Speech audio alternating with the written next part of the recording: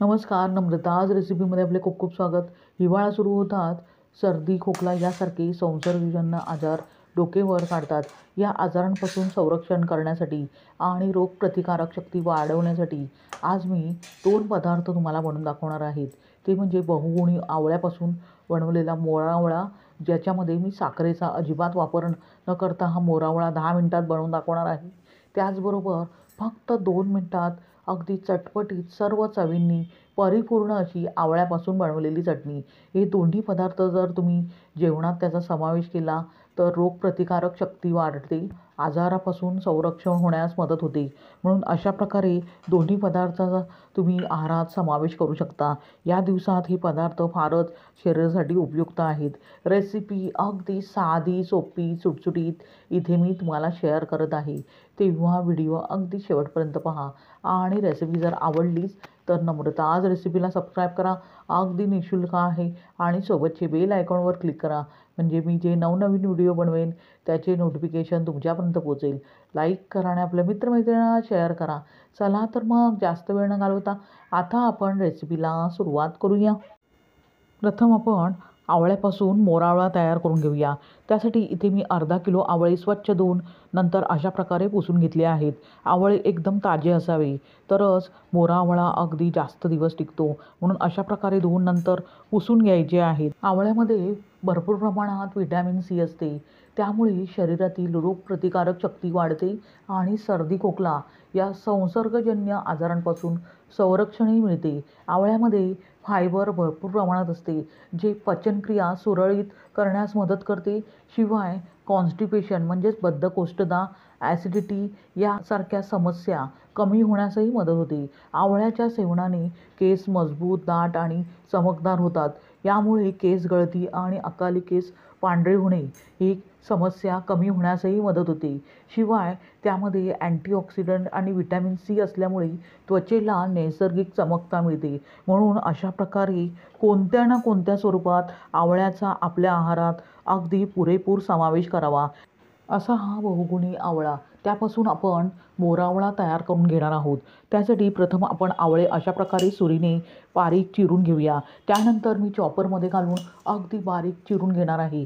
इथे चॉपर जर नसेल तर तुम्ही आवळे व्यवस्थितपणे किसणीवर किसून घेऊ शकता, पण चॉपरमध्ये घातल्यामुळे लगेचच फक्त 2 मिनिटात हे आवळे अगदी बारीक होतात आणि जो आपण मोरावळा तयार करून घेणार आहोत तो अगदी झटपट असा तयार होतो. अशा प्रकारेच आपण सर्व आवळे अगदी बारीकसर असे चिरून घेऊया. त्यानंतर आपण चॉपरमध्ये घालून अगदी बारीक चॉप करून घेणार आहोत.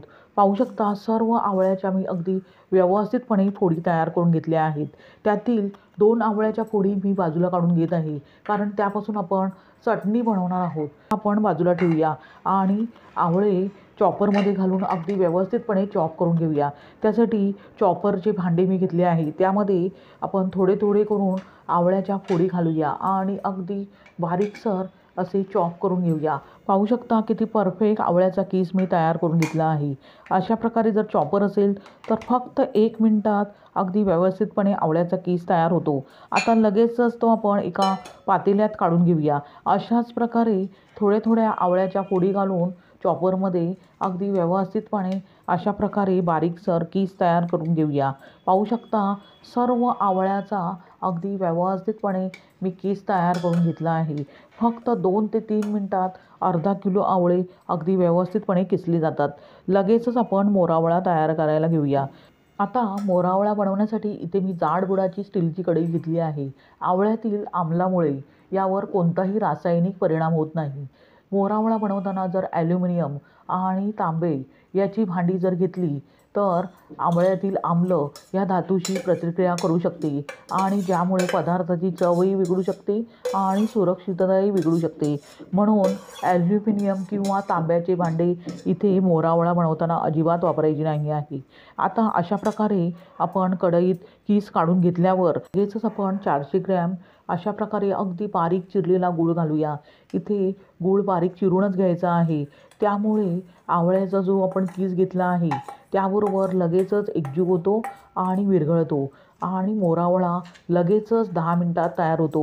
म्हणून अशा प्रकारे अगदी बारीक चिरून गूळ घ्यायचा आहे। आता लगेचच गॅसवरती हे मिश्रण ठेवल्यावर सतत ढवळत राहूया आणि गूळ अगदी व्यवस्थितपणे आवळ्याबरोबर एकजीव करत राहूया। साधारणतः 3 ते 4 मिनिटानंतर गूळ अगदी व्यवस्थित विरघळून घेतल्यावर लगेचच त्यामध्ये 2 दालचिनीचे तुकडे, 4 ते 5 लवंगा घालूया आणि मिश्रण अशा प्रकारे एकजीव करून घेऊया। त्यामुळे जो आपण मोरावळा तयार करून घेणार आहोत तो टिकण्यास मदत होते, म्हणून हे दोन्ही जिन्नस आवर्जून घालायचे आहेत।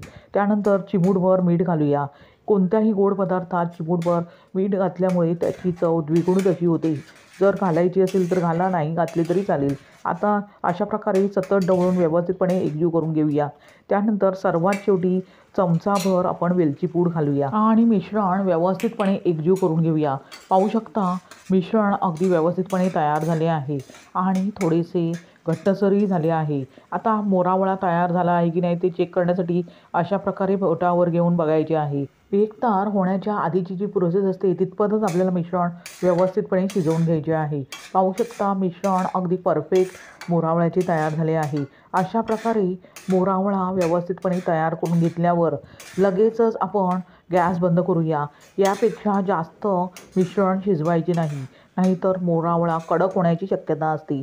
आता लगेचच गॅस बंद करून पूर्णपणे मोरावळा थंड करून घेऊया। पाहू शकता मोरावळा अगदी व्यवस्थितपणे मी थंड करून घेतल्यावर अगदी घट्टसर असा झाला आहे। अशा प्रकारे अगदी रसरशीत असा आपण मोरावळा तयार करून घेतला आहे।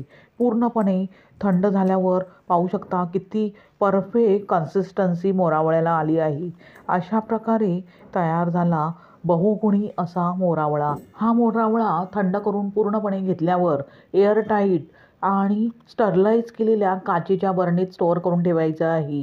म्हणजे 1 महिनाच काय 6 महिनेही आरामात टिकतो।